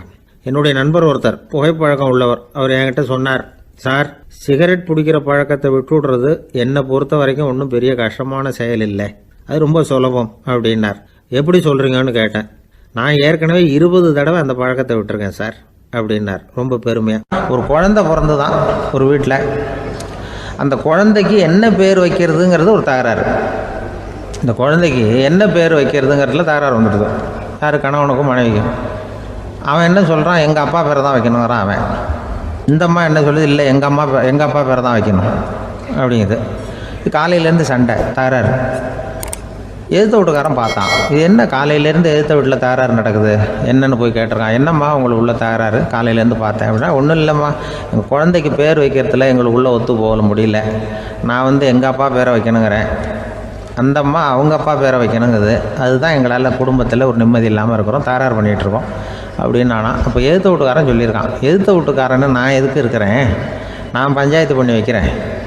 இப்போ உங்களுக்குள்ள என்ன இது பேர் தானே வைக்கணும், ஏன்ப்பா உங்கள் அப்பா பேர் என்ன அப்படின்னு அவனை கேட்டிருக்கான். எங்கள் அப்பா பேர் சீனிவாசன் அப்படின்ட்டுருக்கான். இந்த அம்மாவை உங்கள் அப்பா பேர் என்னம்மா? கிருஷ்ணன் அப்படின்னு சொல்லி இவன் யோசித்து பார்த்தான். குழந்தைக்கு சீனிவாச கோபாலகிருஷ்ணன்னு பேர் வைங்க போங்க அப்படின்ட்டு போயிட்டான். ஏற்ற விட்டுக்கு தீர்த்து வச்சுட்டு போயிட்டான். போனதுக்கப்புறம் இவங்க 2 பேரும் பேசிக்கிட்டாங்க. சரி, இந்த சீனிவாசன் சரி, கிருஷ்ணன் சரி, நடுவில் கோபாலம் யார் அப்படின்னு சொல்லி அவனை போய் இழுத்துட்டு வந்தான். எழுத்து வீட்டில் போய், அது யாரா, அது இங்கே வா, அது யாரா கோபால? அது எங்கள் அப்பா பேர். நீ அதை மட்டும் எதுக்கு விட்டு வைக்கிற, அதையும் சேர்த்து வச்சுட்டு போடான்னு. அதாவது குடும்பத்தில் வந்து ஒரு கணவனும் மனைவியும் ஒரு சின்ன விஷயத்தில் கூட ஒத்து போகலைன்னா இப்படி தான் ஏற்று விட்டுக்காரன் பஞ்சாயத்துக்கு வருவான். கோபாலன்னு வந்து குறுக்க வருவான் ஒருத்தன். அப்படி அந்த அனுசரிப்புங்கிறது குடும்பத்தில் ரொம்ப அவசியம். கணவனும் மனைவி அது ஒன்றுக்கு மேலே இந்த கல்யாணம் பண்ணிக்கிறாங்க, அது ரொம்ப அவஸ்தை. ஒருவனுக்கு ஒருத்திங்கிறது நம்ம இதெல்லாம் சொல்கிறது. ஒன்றுக்கு மேற்பட்ட திருமணங்கள் வந்து சங்கடத்தில் தான் கொண்டு வந்து விடும். நிறைய சொல்லுவாங்க. உலகத்திலேயே ஒரு பெரிய இது என்ன தெரியுங்களா, இயற்கை வந்து நிர்ணயம் பண்ணுது. இப்போ வந்து நம்ம சில பேருக்கு எனக்கு பொம்பளை பிள்ளை வேண்டாம் ஆம்பளை பிள்ளை வேண்டான்னு சொல்லி இந்த ஸ்கேன் பண்ணி என்னென்னோ பண்ணிகிட்ருக்குறாங்கல்ல. ஆனால் இயற்கை வந்து அந்த 50-50 ரேஷியோவை அது வந்து மெயின்டைன் பண்ணிகிட்ருக்கு. இந்த உலகத்தில் ஒரு அதிசயமான உண்மை என்னென்னா, 116 ஆம்பளை பிள்ளை பிறந்தா 100 பொம்பளை பிள்ளை பிறகுதான். உலக அளவில் 116 ஆம்பளை பிள்ளை பிறந்தா 100 பொம்பளை பிள்ளை பிறகுது. இது எதுக்கு 16 அதிகமாக பிறகுதுன்னா, அந்த வாலிப வயசு அடையிறதுக்குள்ளே 16 செத்து போகுது. 16 அங்கங்கே ஓடுறது கொஞ்சம் முரட்டுத்தனமாக போகிறதுனால செத்து போகுது. அந்த 50-50 இந்த ஒருத்தருக்கு ஒருத்தங்கிற ரேஷியோவை இயற்கை வந்து மெயின்டைன் பண்ணிகிட்டு இருக்கு. அது ஒரு பெரிய அதிசயம். அதை விட பெரிய அதிசயம் என்னென்னா, இந்த உலக யுத்தம் நடந்ததில்ல, முதல் உலக யுத்தம், 2வது யுத்தம், அப்போ பார்த்துருக்குறாங்க, கணக்கு எடுத்துருக்குறாங்க. அந்த யுத்தம் முடிஞ்ச பிறகு 116 ஆம்பளை பிள்ளைக்கு பதிலாக 160 170 பிறக்க ஆரம்பிச்சுதான். 100 பெண் குழந்தைக்கு 170 180 ஆண் குழந்தை. இது எதுக்குன்னா, அந்த போரில் செத்து போகுதில்ல ஆம்பளை பிள்ளைகள், அதை ஈடுகட்டுறதுக்காக அதிகமாக பிறக்க ஆரம்பிச்சிருக்கு. அந்த அளவுக்கு வந்து இயற்கை வந்து ஒரு பெரிய ரேஷியோவை மெயின்டைன் பண்ணுது. அதாவது ஒருவனுக்கு ஒருத்திங்கிறத அது சொல்லிகிட்டு இருக்கு. புறாவெல்லாம் வளர்த்திங்கன்னா, நான் கூட புறா வளர்த்துருக்குறேன் ஊரில். புறா வளர்த்திங்கன்னா ஒரு தடவைக்கு 2 முட்டை தான் விடும் ஒரு வீட்டுக்கு. அந்த 2 முட்டையும் குஞ்சு பறிச்சுன்னா அதில் ஒன்று வந்து ஆணாக இருக்கும், ஒன்று பொண்ணாக இருக்கும். அது எந்த முட்டை ஆண் எந்த முட்டை பெண்ணுங்கிறத இயற்கை நிர்ணயம் பண்ணுது. அதை வந்து நம்ம மாற்றவே முடியாது. ரெண்டையும் அந்த பெண்ணாவோ 2 ஆணாவோ மாற்ற முடியாது நம்ம. அதனால் அந்த இயற்கையை புரிஞ்சுக்கிட்டு நாம் நடந்துக்கணும். அதனால தான் ஒரு கணவன் ஒரு மனைவி, அதான் ஒருத்தருக்கு ஒருத்தங்கிறது. ஒன்றுக்கு மேலேனா சங்கடம் தான். ஒரு பஸ்ஸில் வந்து ரெண்டு பெண்கள் வந்துக்கிட்டு இருந்தாங்களாம். பஸ்ஸு பிரயாணம். 2 பெண்கள் வந்து பக்கத்தில் உட்காந்துருக்காங்க. அந்த கண்டக்டரை கூப்பிட்ருக்காங்க, இங்கே வாயா அப்படின்னு அந்த ஒரு அம்மா கூப்பிட்ருக்கு. என்னம்மா அப்படின்ட்டுருக்கார். வந்து இந்த ஜன்னலை திறந்து விட்டு போ அப்படின்னு. சரின்னு பக்கத்தில் இருந்த ஜன்னலை திறந்து விட்டு அவர் போயிட்டார். பக்கத்தில் இருந்தாமா உடனே இங்கே வாயா மறுபடியும் வாயான்னு கூப்பிட்ருக்கு. வந்து என்ன இந்த ஜன்னலை மூடி விட்டு போ அப்படின்ட்டுருக்கு. மூடி விட்டு போனார். மறுபடியும் அந்த முன்னாடி கூப்பிட்டது வாமா வாயான்னு மறுபடியும் கண்டக்டரை கூப்பிட்டு, என்ன இந்த பார், இந்த ஜன்னலை வந்து நீ மூடி வச்சின்னா நான் மூச்சு திணறி செத்து போடுவேன். அப்புறம் உடனே பக்கத்தில் இருந்தம்மா தபாரியா அந்த அம்மா பேச்சை கேட்டுட்டு நீ திறந்து வச்சின்னா நான் குளிர் தாங்காமல் செத்து போடுவேன் அப்படின்ட்டு. அவர் தலையை பிச்சுக்கிறார் கண்டக்டர். என்னடா பெரிய ரொம்ப போச்சு, எனக்கு கொஞ்சம் தூரம் பிரயாணம், இதில் கூட அட்ஜஸ்ட் பண்ணி போகக்கூடாதா அப்படின்னு. அப்போ அந்த பஸ்ஸில் பின்னாடி ஒருத்தன் கடைசி சீட்டில் வெயில் தாங்காமல் சட்டையெல்லாம் கட்டி போட்டுட்டு ஒரு கிராமத்து ஆள் பீடி குடிச்சிட்டு வரான். அவர் கூப்பிட்ருக்கான் அந்த ஆள், அந்த கண்டக்டர், இங்கே வாயா அங்கே என்ன தகராறு அப்படின்னு. அந்த எதிர்த்து வீட்டுக்காரன் வந்தானே முன்னாடி பஞ்சாயத்துக்கு, அது மாதிரி கண்டக்டர் இங்கே வாயா, அவன் ஏன் நீ என்ன சொல்ல போகிற அப்படின்ட்டு வந்திருக்கான். சட்டையெல்லாம் கட்டி போட்டு பீடி குடிக்கிறான். பீடி புகையை ஊதி விட்டு அங்கே என்ன தகராறு அப்படின்னு கேட்டிருக்கான். ஒன்றும் இல்லையா, அந்த அம்மா வந்து ஜன்னலை திறந்தா செத்து போவேங்கிறது, இந்த அம்மா ஜன்னலை மூடுனா செத்து போவேங்கிறது, நான் என்னையா பண்ணுறது ஒரு ஆள், இதுக்கு ஏன் கவலைப்படுறேன், நான் சொல்கிறத கேள், நான் தீர்த்து வைக்கிறேன் பிரச்சனையை அப்படின்னு சொல்லிவிட்டு பீடியை எடுத்துக்கிட்டு புகையை ஊதிவிட்டு சொன்னானா, கொஞ்ச நேரம் அந்த ஜன்னலை மூடி வை, அந்த அம்மா செத்து போவோம், அப்புறம் திறந்து வை, இந்த அம்மா செத்து போவோம், நாம் நிம்மதியாக போகலாம் அப்படின்னு சொல்லிட்டு பீடி குடிக்க ஆரம்பிச்சிட்டான். அவருக்கு கோவம் வந்துட்டுது கண்டக்டருக்கு. உனக்கு என்னையா நீ பாட்டுக்கு சொல்லிட்டு போடுவ, அந்த 2 அம்மாவும் செத்து போச்சுன்னா அவங்க வீட்டுக்காரனுக்கெல்லாம் யார் பதில் சொல்கிறது அப்படின்னா, கவலையே படாத, 2 பேருக்கும் நான் தான் வீட்டுக்காரன். அதனால தான் அந்த யோசனையை சொன்னேன் அவங்ககிட்ட. அப்புறம் இதுதான் அந்த ஒன்றுக்கு மேலே போச்சுன்னா அது இயற்கைக்கு விரோதம், இப்படிலாம் ஆகும். அதனால தான் அவன் அவ்வளவு ஒன்றுமே வேண்டான்ட்டு கடைசி பெஞ்சு இதில் போய் சீட்டில் உட்காந்துக்கிட்டான். அப்படி அது இயற்கையை புரிஞ்சுக்கிட்டு வாழணுங்கிறது முக்கியம். குடும்பத்தில் வந்து கணவனுடைய பங்கு என்ன, மனைவியினுடைய பங்கு, குழந்தை குட்டிகள்லாம் சொல்லுவாங்க. அப்படி இருக்கணும். கணவன்கிறவனுக்கு நிறைய சகிப்புத்தன்மை தேவைப்படுது. இதில் ஒரு பெரிய நீதிபதி இருந்தார் சென்னையில், உண்மையாக நடந்தது. சென்னையில் ரொம்ப காலத்துக்கு முன்னாடி காந்தி இருந்த காலத்தில் சென்னையில் ஒரு நீதிபதி, அவர் ஒரு நாள் கோர்ட்லாம் விட்டு ரொம்ப கஷ்டப்பட்டு ராத்திரி சும்மா போய் உடனே வீட்டுக்கு வரல, கோர்ட்டினுடைய நடவடிக்கை முடிஞ்சு வீட்டுக்கு வராமல் போய் எங்கெங்கேயோ போய் சுற்றிவிட்டு அந்த நண்பர்களோடு அப்படி உல்லாசமாக அப்படி கொண்டாடிவிட்டு ராத்திரிக்கு வந்திருக்கிறாரு வீட்டுக்கு 1 மணிக்கு. அப்போ அந்த வயசான அம்மா வாசல்லையே காத்துக்கிட்டு இருக்கு. உள்ளே போச்சு நீதிபதி இன்னும் வந்து சேரலேன்னு வாசல்லையே நின்றுட்டு இருந்துதான். அப்போ அது வந்த உடனே பலார்னு அரைஞ்சி விட்டாங்களாம் அந்த அம்மா. ஏன்டா அவ்வளோ தூரம் எங்கே போனேன்? என்ன தான் நீதிபதியாக இருந்தாலும் அவங்களுக்கு உள்ளே தானே. பலார்னு அரைஞ்சி விட்டாங்க. உடனே அவர் கலங்கி போய் அழுதாராம். மறுநாள் கேட்டிருக்காங்க அந்த பக்கத்தில் இருந்தவங்க, ஏன் நீ வந்து பெரிய நீதிபதி, பெரிய பதவியில் இருக்க, அதனால் உன்னை உங்கள் அம்மா அடிச்சிட்டாங்கன்னு அழுதியா அப்படின்னு கேட்டாங்களாம். அப்போ அவர் சொன்னாராம் நீதிபதி, இல்லை நான் வந்து இது மாதிரி எங்கள் அம்மாக்கிட்ட அடிக்கடி அடி வாங்குவேன். எப்போதும் அவங்க அடிக்கிற அடி பலமாக விழும். இப்போ அவங்க அடித்தது எனக்கு வலிக்கவே இல்லை. அந்த அளவுக்கு அவங்களுக்கு வயசாகிட்டுதே, பலம் குறைஞ்சிட்டுதேன்னு நினச்சி அழுதேன் அப்படின்னு இருக்காராம். அதுதான் புள்ள அம்மா பேரில் உள்ள பாசங்கிறது. இதே போல் நான் சொன்னது மாதிரி முன்னாடி இவர் ஒரு இறைநேச செல்வர் ஒருத்தர் இருந்தார். ஒரு அம்மா வந்து எனக்கு அப்பா தண்ணி கொடுப்பா அப்படின்ட்டு படுக்கையில் இருந்த அம்மா. இவர் ஏதோ படிச்சுக்கிட்டு இருந்தவர், ஒரு சின்ன இளைஞர். உடனே ஓடி போய் ஒரு குவளையில் தண்ணி எடுத்துகிட்டு போய் அம்மாவுக்கு முன்னாடி நிற்கிறார். முன்ன அந்த அம்மா அதுக்குள்ளே தூங்கி போச்சு. இவர் அந்த தண்ணியை வச்சுக்கிட்டு அவர் பாட்டு நிற்கிறார். விடிஞ்சு போச்சு. விடிகிற சமயத்தில் அந்த அம்மா முடிச்சு பார்க்குது, பையன் தண்ணியோட கையில் வச்சுட்டு நிற்கிறார். ஏம்மா என்னப்பா நீ ராத்திரி பூரா தண்ணியோடு நின்றுட்டு இருக்கிறியா எனக்கா அப்படின்னா. அப்பா அவர் சொன்னாராம், ஆமாம்மா ராத்திரி தண்ணி தாகமாக இருக்குன்னு கேட்டிங்க, உடனே தண்ணி கொண்டு வந்துட்டேன். ஓடி வந்து பார்க்கும்பொழுது நீங்கள் தூங்கிக்கிட்டு இருந்தீங்க. தூங்கிட்டு இருக்கும்பொழுது உங்களை எழுப்ப வேண்டாம், தூக்கத்தை கெடுக்க வேண்டாம்னு நான் நினச்சேன். அதனால் எழுப்பலை. தூக்கம் முழிக்கிற சமயத்தில் உடனே தாகமாக இருக்கும், தண்ணி குடிக்கணும்னு ஆசைப்படுவீங்க, அதனால் தண்ணியை பக்கத்துலேயே வச்சுட்டு நிற்கிறேன் அப்படின்னு அந்த இளைஞர் சொன்னாராம். அப்படியே கட்டி பிடிச்சிட்டு நீ பிற்காலத்தில் பெரிய அறிஞராக வருவேன்னு சொல்லி அந்த அம்மா வரணும்னு சொல்லி இறைவனை வேண்டாங்களாம். அவர் தான் இஸ்லாமிய மார்க்கத்தில், தீன் மார்க்கத்தில் பெரிய ஆளானது. அதாவது ஷர்புதீன் யாஹ்யான்னு ஒருத்தர், அவர் பெரிய இஸ்லாமிய பேரறிஞராக வந்தார். இப்படி அம்மா பேரில் பாசமாக உள்ளவங்கள்லாம் இருந்தாங்க நிறையா. அப்படி அந்த குடும்பத்தில் வந்து அந்த பாசம் நேசம் எவ்வளவு இருக்கோ அவ்வளவுக்கு அவர்கள் உயர்வார்கள்ங்கிறது தான் நம்முடைய பெரிய இதெல்லாம் பெரியவங்கள்லாம் சொல்லியிருக்கிறது அதுதான். அதனால தான் அந்த கணவனுடைய பங்கு என்ன, மனைவியினுடைய பங்கு என்ன, பிள்ளைகளுடைய பங்கு என்னங்கிறத பற்றி ரொம்ப விவரமாக சொல்கிறதுக்காக தான் அதை பற்றி நாம் சிந்திக்க வேண்டிய நேரம் இதுங்கிறதுனால தான். கணவனுக்கு வந்து இது வந்துடக்கூடாது, அதாவது கோபம் வரக்கூடாது, நிதானம் வேணும் அப்படின்லாம் சொல்லுவாங்க. நிதானம், கணவன் வந்து கோபப்படக்கூடாதுமா. அதுக்கு நாங்கள் மனுஷனுக்கு சினம் தவிர்த்தல்னு பயிற்சியெல்லாம் கொடுக்குறாங்க. இப்போது மனுஷன் கோபப்படாமல் இருக்கணும், போகணும் வரணும்னு அதுக்கு சொல்லுவோம் நாங்கள். சும்மா கதை ரூபமாக சொல்கிறது. அங்கே வேதாத்திரி மகரிஷின்னு இருக்கார், அவர் இதில் வந்து சினம் தவிர்த்தல்னு பயிற்சியை கொடுப்பாங்க. குடும்ப தலைவர்கள் பெரியவங்கள்லாம் வந்து அந்த பயிற்சியை எடுத்துக்கணும். என்ன கூப்பிட்டாங்க ஒரு தரம், சினம் தவிர்த்தல்னு ஒரு பயிற்சி கொடுக்குறோம், அதில் நீ வந்து பேசுன்னாங்க.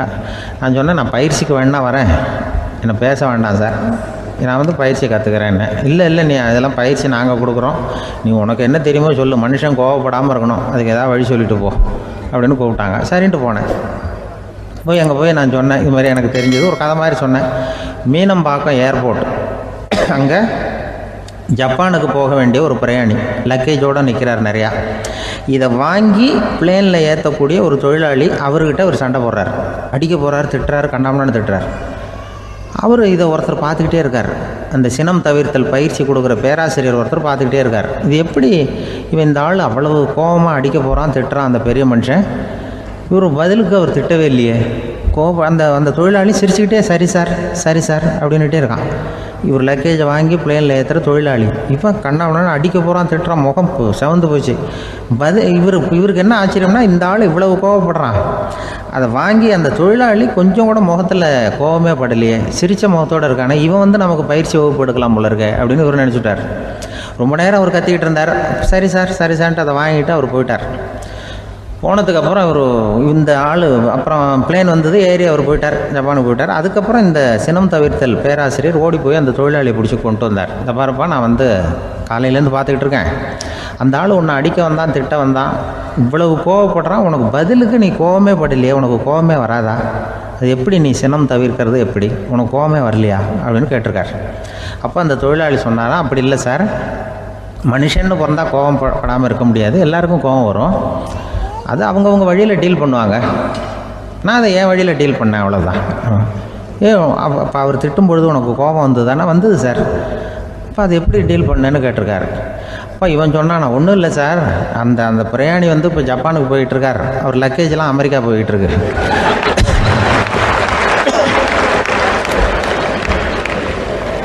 இதுக்கு நாம் எதுக்கு சார் அனாவசியமாக அவன்கிட்ட போய் சண்டை போட்டுக்கிட்டேன்? அப்படி மாற்றி ஏற்றி விட்டா அவன் போய் பார்த்துக்கிறான் எங்கேயாவது. அதுதான் நான் சினம் தவிர்க்கிற வழி அவன் சொன்னாரான். உடனே இதை தான் எனக்கு தெரிஞ்சது கோபம் வராமல் இருக்கிறதுன்னு அங்கே பேசினேன் அந்த கூட்டத்தில். அதுக்கப்புறம் இன்ன வரைக்கும் அவங்க கூப்பிடுறதே இல்லை என்ன. ஏன்னா நாங்கள் வந்து முறையாக ஒருத்தன் கோவப்படாமல் இருக்கிறதுக்கு என்ன வழின்னு சொல்லி கொடுத்துட்ருக்குறோம். நீ இப்படி பண்ணுறியப்பா அப்படின்னு சொல்லி. இப்போ எப்படின்னா, ஒரு 600 வருஷத்துக்கு முன்னாடி மனுஷனுக்கு இருந்த நெருக்கடி இருக்குது பாருங்கள். ஒரு 600 வருஷத்துக்கு முன்னாடி மனுஷனுக்கு எவ்வளோ நெருக்கடி இருந்ததோ அதுபோல் 40 பங்கு இப்போ அதிகமாகிட்டு தான் கண்டுபிடிச்சி சொல்லியிருக்கிறாங்க. அவ்வளவு நெருக்கடிக்கு மத்தியில் நாம் வாழ்ந்துக்கிட்டு இருக்கிறோம். ஒரு 600 வருஷத்துக்கு முன்னாடி என் தலையில் 1 கிலோ வச்சுக்கிட்டு நின்னேன்னு வைங்க, இப்போ 40 கிலோ வச்சுக்கிட்டு நிற்கிறேன். அப்படி ஒவ்வொரு மனுஷனுக்கும் வாழ்க்கையில் நெருக்கடி அதிகமாக போச்சு. இப்போ இந்த நெருக்கடியில் முன்னாடிலாம் யாரோ ஒருத்தர் தான் தியானம் பண்ணுவாங்க. தியானம்னா ஒருத்தர் 2 பேர் காட்டுக்கு போய் தியானம் பண்ணிகிட்டு இருப்பாங்க 600 வருஷத்துக்கு முன்னாடி. இப்போ வீட்டுக்கு வீடு தியானம் நடக்குது. ஏன்னா அந்தளவுக்கு வாழ்க்கையில் ஒரு நிம்மதி வேணும் அப்படின்னு சொல்லி பண்ணிட்டாங்க. அதுக்கு தான் இயற்கை கொடுத்துருக்கிற ஒரு இயற்கையான வைத்தியம்தான் சிரிப்புங்கிறது. இதை பற்றி பெரியவங்கள்லாம் இப்போ ஆராய்ச்சி பண்ணிகிட்டு இருக்கிறாங்க. சிரிப்புங்கிறது நாம் பிறந்து ஒரு 6 மாதத்தில் தான் முதல் தடவையாக விவரமாக சிரிக்க ஆரம்பிக்கிறோமா. நாம் பிறந்து 6 மாதத்துக்கு, அதாவது முதல் தடவை சிரிக்க ஆரம்பிக்கிறது ஒரு 6ஆவது வாரம், 1.5 மாதத்தில் தான் குழந்தை வந்து விவரமாக சிரிக்க ஆரம்பிக்குது. அப்புறம் அப்படியே சிரிக்க ஆரம்பிக்கிறோமா. அதையெல்லாம் இப்போ கணக்கு எடுத்துருக்குறாங்க. ஒரு குழந்தை ஒரு நாளைக்கு 200 தடவை சிரிக்குதான் ஒரு குழந்தை. பெரியவங்கள்லாம் 15 தடவை சிரிக்கிறாங்களாம். 200 தடவை சிரிச்சுக்கிட்டு இருந்த நாம் அப்படியே குறைஞ்சி 15 ஆகிட்டு. அதனால தான் இருதய நோயெல்லாம் வருது, ஹார்ட் அட்டாக்லாம் வருதுன்னு கண்டுபிடிச்சிருக்கிறாங்க. 200 சிரிப்புக்கு வந்து அது வந்து இயல்புத்தன்மை, மனுஷனுடைய இயல்புத்தன்மை சிரிக்கிறது. அதுக்கு ஜோக்கே தேவைப்படாது. ஆனால் இப்போ காலங்காலமாக நாம் என்ன போதிக்கப்பட்டு வந்திருக்கிறோம்னா, சிரிப்புங்கிறது ஒரு பாவமான செயல். ஒரு முதலாளிக்கு முன்னாடி தொழிலாளி சிரித்தா மரியாதை குறைச்சல், ஒரு கணவனுக்கு முன்னாடி மனைவி சிரித்தா மரியாதை குறைச்சல், அது மாதிரி ஒரு வாத்தியாருக்கு முன்னாடி பையன் சிரித்தா மரியாதை குறைச்சல், ஒரு ஆஃபீஸருக்கு முன்னாடி பியூனு சிரித்தா மரியாதை குறைச்சல், இப்படின்னு சொல்லி சிரிப்புங்கிறது ஏதோ மரியாதை குறைவான செயல்னு காலங்காலமாக நாம் போதிக்கப்பட்டு வந்திருக்கிறோம். இப்போ மரபு ரீதியாகவே அந்த சிரிப்பு வந்து நம்மகிட்ட சிறைப்பட்டுருக்கு தான், அடங்கி போச்சு. அந்த சிறைப்பட்டிருக்கிற சிரிப்பை வெளியில் கொண்டு வர்றதுக்கு தான் ஜோக்குன்னு ஒரு சாவியை போட வேண்டியிருக்கு. வேறு இந்த ஜோக்குக்கும் சிரிப்புக்கும் சம்மந்தம் இல்லை. அதை ஏற்கனவே இருக்கிறத வெளில கொண்டு வரதுக்கு ஒரு சாவி மாதிரி உபயோகப்படுதுன்னு இப்போ அதை பற்றி ஆராய்ச்சி பண்ணுறவங்களாம் சொல்கிறாங்க. ஏன்னா சிரிப்புக்கு ஜோக்கு தேவைப்படாது. இப்போ ஒரு குழந்தை தொட்டிலில் படுத்துருக்குன்னு வைங்களேன், குழந்தை தொட்டிலில் இருக்குது, அது முகத்துக்கிட்ட போய் ஒரு கிளுகிழுப்பை ஆட்டுங்க சிரிக்கும். அந்த கிளுகிழுப்பை சத்தமே சிரிக்க வைக்கிறதுல அதுதான் மனுஷனுடைய இயல்புத்தன்மை. அது என்ன ஜோக்காது? சத்தம். ஒரு கிளுகிழுப்பையை கொண்டு போய் குழந்தை முகத்துக்கிட்ட ஆட்டினா சிரிக்குதே, அதுதான் இயல்புத்தன்மை. அதே கிளுகிழுப்பை ஒரு தாத்தா மூஞ்சிக்கிட்ட ஆட்டுங்க, கோவம் வந்துடும், அடிக்க வருவார். என்னடா விளையாட்டு இது அப்படிம்பார். ஏன்னா அவர் சிரிச்சுக்கிட்டு இருந்தவர், அப்படி இருந்தவர் ஒரு காலத்தில். ஒரு கிளுகிழுப்பைக்கு சிரித்தவர் ஒரு காலத்தில் இப்போ கோவப்படுறாருன்னா அந்த அளவுக்கு நம்ம மாறி போயிட்டே வந்துக்கிட்டு இருக்கிறோம். அதனால் வந்து அந்த இயல்புத்தன்மை மாறாமல் இருக்கணுங்கிறது ரொம்ப முக்கியம். அதுக்காக எல்லோரையும் குழந்தையாக்க முடியாது. மனுஷன் வந்து எல்லோரும் இனிமேல் வந்து வயசுங்கிறது கூட ஆகிட்டே தான் இருக்கும். அதுக்காக குறைச்சிக்கிட்டே போக முடியாது. அதுக்கு யாராவது மருந்து கண்டுபிடிச்சா தான் உண்டு. ஆனால் ஒருத்தர் மருந்து கண்டுபிடிச்சாராம், சொல்லுவாங்க. ஒரு டாக்டர் வந்து ஒரு மாத்திரை கண்டுபிடிச்சாராம். ஒரு மாத்திரை சாப்பிட்டா ஒரு வயசு குறையும், ஒரு மாத்திரை சாப்பிட்டா ஒரு வயசு குறையும் அப்படின்னு ஒரு மாத்திரையை கண்டுபிடிச்சிருக்காரு. ஒரு பாட்டி அம்மா, 90 வயசு பாட்டி, அது போயிருக்கு. அதே டாக்டர்கிட்ட போய், ஐயா எனக்கு ஒரு பாட்டில் மாத்திரை கொடுங்க, இந்த வயசு குறையிற மாத்திரை அப்படின்றது. அவர் ஒரு பாட்டில் கொடுத்தார் மாத்திரை. பாரும்மா பாட்டியம்மா, ஒரு மாத்திரை சாப்பிட்டா ஒரு வயசு குறையும், எடுத்துகிட்டு போகணும்னு கொடுத்துருக்காரு டாக்டர். இந்த 90 வயசு பாட்டி எடுத்துகிட்டு வீட்டுக்கு வந்துட்டு மறுநாள் அதே டாக்டர்கிட்ட போயிருக்கு. 30 வயசு பொண்ணாக போச்சான். 30 வயசு பொண்ணாக மாறி அதே டாக்டர்கிட்ட போயிருக்கு. இடுப்பில் ஒரு கை குழந்தை, அது சட்டை கிட்ட போடாமல் கட்டவரில் வாயில் வச்சுட்டு உட்காந்துருக்கு. நேராக டாக்டர்கிட்ட போய், டாக்டர் நேற்று வந்தேன், ஏதோ ஒரு மாத்திரை சாப்பிட்டா ஒரு வயசு குறையுன்னீங்க, நான் ஏதோ ஒரு ஆர்வத்தில் ஒரு 30-40 மாத்திரை சாப்பிட்டேன், இப்படி ஆகிட்டேன் அப்படின்னு.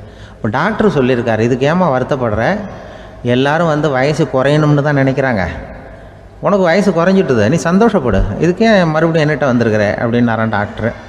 அப்போ அந்த அம்மா சொல்லித்தான், என்னை பற்றி பரவாயில்ல டாக்டர், என் இடுப்பில் பாருங்கள் கை குழந்தை, இது சட்டை கிட்ட போடாமல் உட்காந்துருக்கு, கட்டவரில் வாயில் வச்சுட்டு உட்காந்துருக்கு, இது ரொம்ப ஆர்வத்தில் ஒரு 70 மாத்திரையை சாப்பிட்டு விட்டுது, இது என் வீட்டுக்காரரு. இவர் இடுப்பை விட்டு கீழே இறங்க மாட்டேங்கிறாரு. நான் எதையாவது கொடுத்து இனிமேதான் வயசை கூட்டி இறக்கி விடுவேன் டாக்டர் அப்படின்னு தான். அவர் ஏதோ நமக்கும் இதுக்கும் சம்மந்தம் இல்லைங்கிறது மாதிரி கட்டாரில் வச்சுட்டு அவர் பாட்டு உட்காந்துருக்கார். ஏதோ நமக்கு இந்த உலகமே இல்லை, நமக்கு சம்மந்தம் இல்லைங்கிற மாதிரி உட்காந்துருக்காரு. இப்படியே நான் தூக்கிட்டு எங்கே அலையிறது இது அப்படின்னு தான். அதனால் வயசை குறைக்கிறது இயற்கைக்கு விரோதமாக நாம் பண்ண முடியாது. ஆனால் இந்த இயல்பு தன்மை மாறாமல் வச்சுக்கலாம். குழந்தை மாதிரி மாற முடியாதே தவிர அந்த குழந்தை தன்மையோடு வாழறதுக்கு கற்றுக்கணும். அதுதான் வாழ்க்கையில் இன்பமாக வாழறதுக்கு வழி. குழந்தைத்தனமாக இருக்கக்கூடாது, குழந்தை தன்மையோடு இருக்கணும்னு சொல்லுவாங்க. குழந்தை தன்மைங்கிறது வேறு, குழந்தைத்தனம்ங்கிறது வேறு. அப்படி ஒரு மாத்திரை கண்டுபிடிச்சிட்டா இப்போ யாராவது ஒருத்தவங்க இடுப்பில் குழந்தைய தூக்கிட்டு போனால் போய் கேட்கணும், ஏம்மா இது ஏன் வீட்டுக்காரரா உன் குழந்தையா அப்படின்னு கேட்டு அதுக்கப்புறம் அவருக்கு வணக்கம் சொல்லணும். இப்படிலாம் ஆகிடும் நிலைமை. இயற்கையை நம்ம மாற்ற முடியாது. அதுக்கு தகுந்தாப்புல தான் நாம் பண்ணணும். குழந்தை தன்மையோடு வாழறதுக்கு குடும்பத்தில் குழந்தை தன்மைங்கிறது எப்படின்னா, இப்போ சில பேருக்கு அந்த குழந்தைத்தன்மை உண்டு.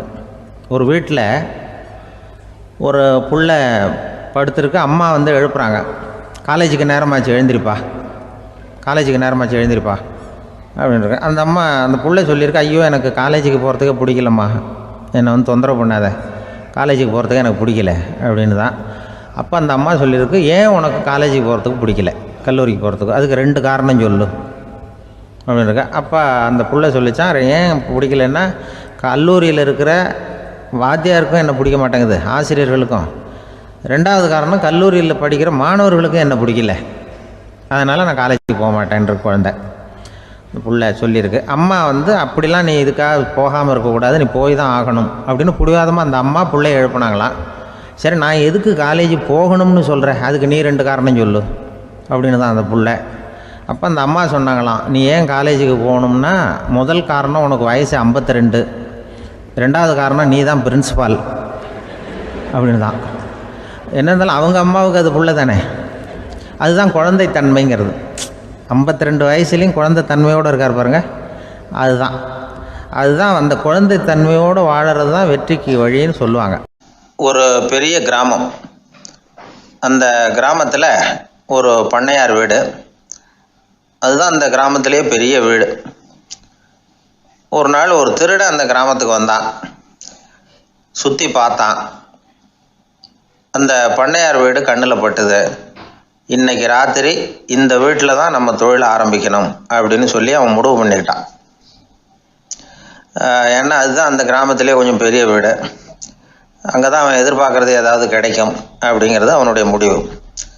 நடு ராத்திரி அவன் மெதுவாக சுவரேறி குதித்து அந்த பெரிய வீட்டுக்குள்ளே புகுந்தான். அங்கே போய் பார்த்தா முக்கியமான இடங்கள்ல எல்லாம் காவலுக்கு ஆள் நின்றுட்டு இருக்கிறாங்க ராத்திரி நேரத்தில். சரி, இந்த வீட்டில் நம்மால் திருட முடியாது அப்படின்னு முடிவு பண்ணிட்டு மெதுவாக வந்த வழியிலேயே திரும்பி வந்தான். அந்த சமயத்தில் காலில் ஏதோ தட்டுப்பட்டுது.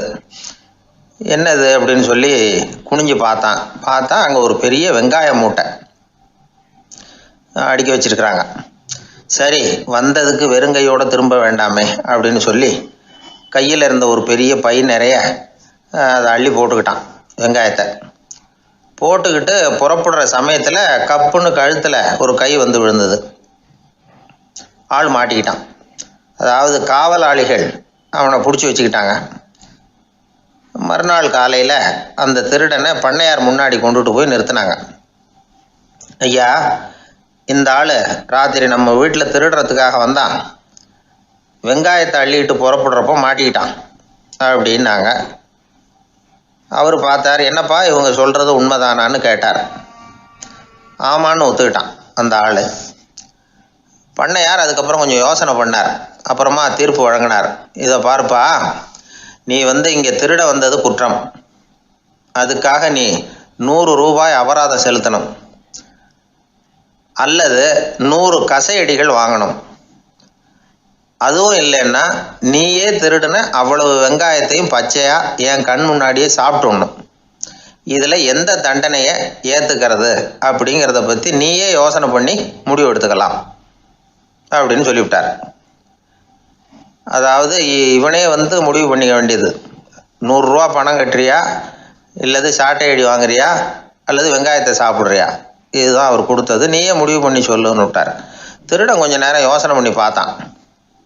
அவனுக்கு இருக்கிறதுலே ரொம்ப சுலபமாக தெரிஞ்சது இந்த வெங்காயத்தையே சாப்பிட்டுட்றேன்ட்டான். ஐயா, நான் இந்த வெங்காயத்தையே சாப்பிட்டுட்றேன், அதுதான் எனக்கு கொஞ்சம் சுலபமாக தெரியுதுன்னா சரின்னு விட்டார் பண்ணையார். அப்படியே எல்லாத்தையும் கொண்டு கொட்டினாங்க. ஒவ்வொன்றா எடுத்து சாப்பிட ஆரம்பித்தான். கொஞ்ச நேரம் சுவாரஸ்யமாக சாப்பிட்டான். அதுக்கப்புறம் வாய் எரிய ஆரம்பிச்சுட்டுது. கண்ணு ரெண்டும் செவந்து போச்சு. கண்ணில் இருந்து தார தாரையாக கண்ணீர் வழிய ஆரம்பிச்சுட்டுது. ஒரே எரிச்சல். அவனால் தாக்கு பிடிக்க முடியல. வெங்காயம் பாதி கூட தீரல. பார்த்தான், சரி இது நமக்கு சரிப்பட்டு வராது அப்படின்னு முடிவு பண்ணிட்டான். ஐயா, என்னை மன்னிச்சுக்கோங்க, இது என்னால் முடியாது போல இருக்கு, பேசாமல் எனக்கு 100 சாட்டை அடியாக கொடுத்துருங்க அப்படின்னா. அவரும் சரின்னார். சாட்டை அடி விழ ஆரம்பிச்சிது. அதுவும் ஆரம்பத்தில் ஒரு மாதிரியாக இருந்தது. ஒரு 60 அடிகள் விழுற வரைக்கும் தாங்கினான். அதுக்கு மேலே அவனால் முடியல, தாக்கு பிடிக்க முடியல. ஐயா, என்னை மன்னிச்சுக்கோங்க அப்படின்னு மறுபடியும் பண்ணையார் காலில் விழுந்தான். ஐயா, இதுவும் எனக்கு சரிப்பட்டு வராது போல இருக்கு, பேசாமல் 100 ரூபா அபராதமே கட்டிவிட்றேன் அப்படின்னா. அதே மாதிரி பணத்தை எடுத்து கொடுத்துட்டு அவன் பாட்டுக்கு போனான். இப்படி ஒரு கதை உண்டு. இந்த கதையை உலக புகழ்பெற்ற மனோதத்துவ மேதை எம் ஸ்காட் பெக் ஒரு உதாரணமாக எடுத்து சொல்கிறார். எதுக்காக அவர் எடுத்து சொல்கிறாருன்னா, இந்த முடிவெடுக்கும் திறன் அப்படிங்கிறத விளக்கிறதுக்காக.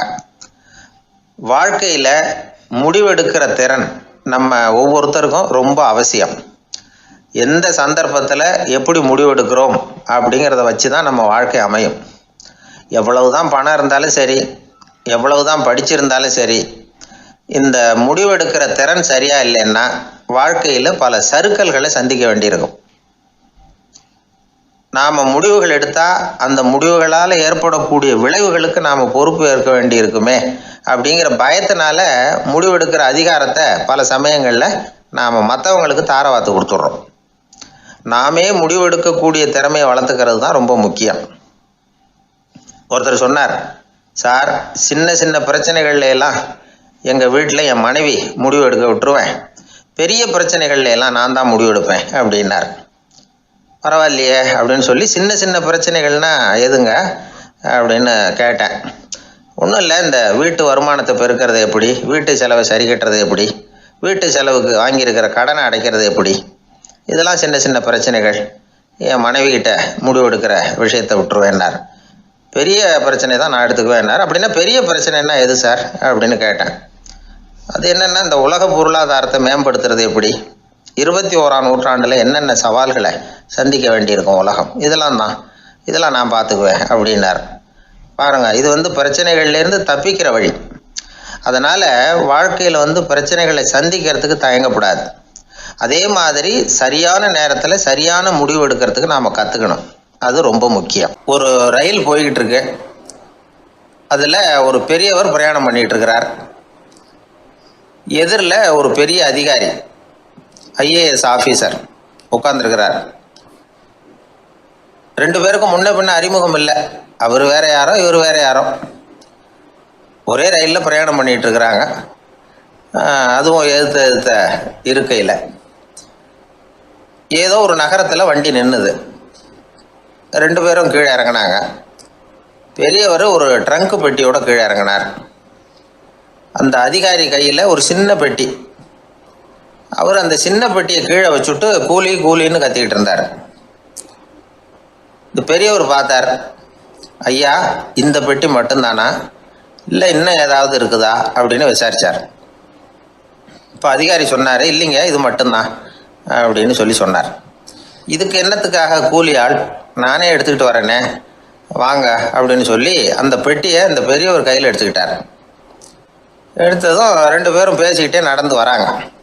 இப்போ பெரியவர் சொன்னார், இப்போ உள்ள நாகரிகம் எப்படி இருக்குன்னா, சுமை கால் பணம், சுமக்கூலி முக்கால் பணம் அப்படிங்கிற மாதிரி இருக்குது. பணத்தை வீணாக்கிறதோட இது கௌரவம்னு வேற நினைக்கிறாங்க அப்படின்னார். அவர் சொல்கிறது சரிதான். 10 ரூபாய் மதிப்புள்ள ஒரு சுமையை 30 ரூபா கொடுத்து தூக்கிட்டு போவோம். நாமே அதை தூக்கினா நமக்கு கௌரவ குறைச்சல் அப்படின்னு நினைப்போம். இதுதான் நம்ம நிலைமை. ஆனால் அந்த பெரியவர் என்ன சொன்னார் தெரியுமா? நீங்கள் எங்கே போகணுமோ அது வரைக்கும் நானே இதை எடுத்துகிட்டு வரேன் அப்படின்னார். அந்த அதிகாரி பக்கத்தில் உள்ள ஒரு ஹோட்டல் வரைக்கும் போனார். பெரியவரும் அங்கே கொண்டுட்டு போய் பெட்டியை வச்சார். உடனே அந்த பெரிய அதிகாரி அவருக்கு பணம் கொடுக்கறதுக்காக பர்ஸை எடுத்தார். உடனே இவர், ஐயா, எனக்கு கூலி எதுவும் வேணாம், உங்களுக்கு சேவை செய்கிறது என்னுடைய கடமை. நான் இந்த சேவையை செய்தது பணத்துக்காக இல்லை, அன்புக்காக அப்படின்னு சொல்லிவிட்டார். அதுக்கப்புறம் அவர் நன்றினார். 2 பேரும் பிரிஞ்சுட்டாங்க. இது முடிஞ்சது. அன்னைக்கு சாயந்தரம் அங்கே ஒரு பெரிய கூட்டம் நடக்குது. இந்த அதிகாரியும் அந்த கூட்டத்துக்கு போகிறார். மக்கள் கூட்டம் ரொம்ப அதிகம். அதனால் இந்த அதிகாரியும் ஒரு ஓரமாக உட்காந்துக்கிட்டார். அப்புறம் கொஞ்ச நேரத்தில் இந்த முக்கிய விருந்தினர் பேசுகிறதுக்காக வரார் மேடைக்கு. மேடையில் இருந்த பெரியவங்கள்லாம் எழுந்திரிச்சு நின்று அவருக்கு மாலை போட்டு மரியாதை செய்கிறாங்க. எங்கேயோ ஒரு மூலையில் உட்காந்துருந்தார் அதிகாரி. அவர் இதை கவனித்தார். அவருக்கு ரொம்ப ஆச்சரியம், அதிர்ச்சி. ஏன்னா அங்கே பேச வந்த முக்கிய விருந்தினர் வேற யாரும் இல்லை, இன்னைக்கு காலையில் இவர் பெட்டியை தூக்கிட்டு வந்தார் பெரியவர், அவர் தான். சரி, அந்த பெரியவர் யார் தெரியுமா? அவர் தான் ஈஸ்வர சந்திர வித்யாசாகர். கூட்டம் முடிஞ்சது. அதிகாரி அவரை தேடி ஓடினார். அவர் கைகளை பிடிச்சிக்கிட்டார். ஐயா, என்னை மன்னிச்சுருங்க அப்படின்னாரு. அப்புறம் சொன்னார், அகங்காரங்கிற கெட்ட புத்தி தான் உண்மையை கண்கள்ல இருந்து மறைக்குது. அகங்காரம் தான் மனுஷனை அழிக்குது. நீங்கள் ரொம்ப பெரிய மனிதர், இருந்தாலும் மனிதத்தன்மையோடு நடந்துக்கிறீங்க. இந்த அன்பு, தயவு, பொறுமை இதெல்லாம் இல்லைன்னா மனிதனாக இருக்கிறதுல என்ன பிரயோஜனம் அப்படின்னு சொல்லிவிட்டு அந்த அதிகாரி போனாராம். மனிதத்தன்மைன்னா என்ன அப்படிங்கிற கேள்விக்கு இந்த பெரியவர் ஒரு உதாரணம். இப்பெல்லாம் அப்படியா இருக்கிறாங்க? ஒரு பெரியவர் ஒரு பெட்டியை தூக்கிட்டு வந்துக்கிட்டு இருக்கிறார். ஒரு இளைஞன் ஓடி வந்தான். கொடுங்க சார், நான் தூக்கிட்டு வரேன்னா. கொடுத்தார். வாங்கி தலையில் வச்சுக்கிட்டான். அப்புறம் சொன்னான், அடுத்தவங்க சிரமப்படக்கூடாதுங்கிறது என்னுடைய கொள்கை அப்படின்னா. அது நல்லது தான்னார் அவர். கடைசியில் பெட்டியை கொடுத்தான். வாங்கிக்கிட்டு பர்ஸை திறந்தார் பணம் கொடுக்கறதுக்காக. வேணாங்க அப்படின்னு விட்டான் அந்த இளைஞன். ஏன்னார், நான் சொன்னேன் அடுத்தவங்க சிரமப்படக்கூடாதுங்கிறது என்னுடைய கொள்கைன்னு.